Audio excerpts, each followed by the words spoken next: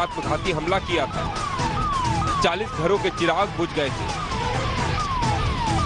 कई बच्चे यतीम हो गए थे, कई महिलाओं का सुहाग छिन चुका था, कई माओं की कोख उजड़ चुकी थी और इसके पीछे जिसका हाथ था वो था पाकिस्तान में छिपा आतंकी मसूद अजहर।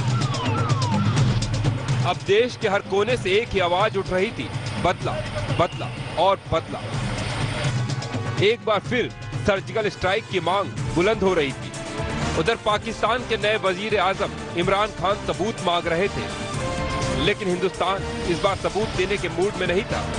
भारत कुछ ऐसा करने की योजना बना रहा था जिससे हिंदुस्तान पर पूरी नजर रखने वाले पूरी तरह निस्त नाबूद हो जाएं।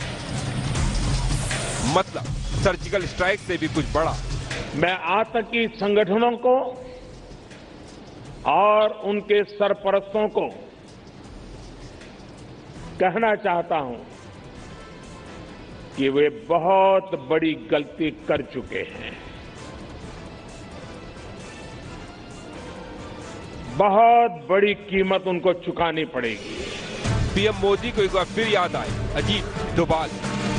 पीएम मोदी ने एनएसए अजीत डोभाल को बदले का पूरा प्लान तैयार करने को कहा। मोदी के थिंक टैंक ने सलाह दी कि इस बार हमला हवाई होगा। वायुसेना प्रमुख एयर मार्शल बीएस धनोआ को इस प्लान में शामिल किया गया।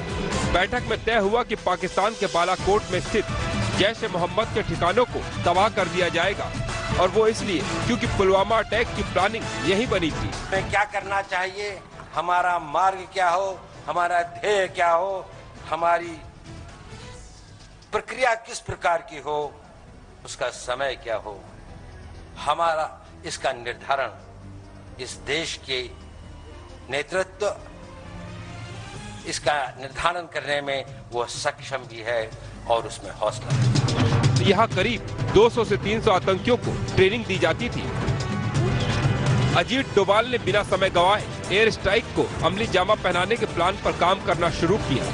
उन्होंने रॉ और आईबी समेत कई सुरक्षा एजेंसियों से इनपुट लिए, जैश के ठिकानों की पुख्ता जानकारी इकट्ठा की। एयर स्ट्राइक से 2 दिन पहले ही प्लान फाइनल हुआ, जिसमें तय हुआ कि मिराज 2000 के साथ AWACS को भी तैनात किया जाएगा। मिराज 2000 ग्वालियर एयरबेस से तैनात होंगे और आगरा एयरबेस को भी मदद करने को कहा गया।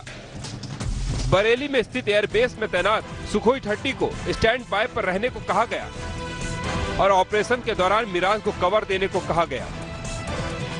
जैसे ही मिराज 2000 ने ग्वालियर से उड़ान भरी, आगरा बरेली के एयरबेस को भी अलर्ट कर दिया गया और पाकिस्तान एयर डिफेंस सिस्टम पर निगाहें रखने को कहा गया। LOC के पास 10 सुखोई लड़ाकू विमान अपनी पोजीशन पर आ चुके थे। 12 मिराज विमान सुबह 3 बजे पाकिस्तानी जमीन में दाखिल हुए।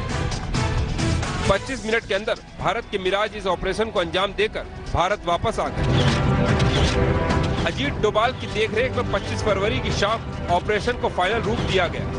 पीएम मोदी के साथ साथ एनएसए अजीत डोभाल और वायुसेना प्रमुख बीएस धनोआ इस ऑपरेशन की निगरानी कर रहे थे। भारत ने पाकिस्तान में मौजूद जैश के अड्डों को खत्म कर दिया था।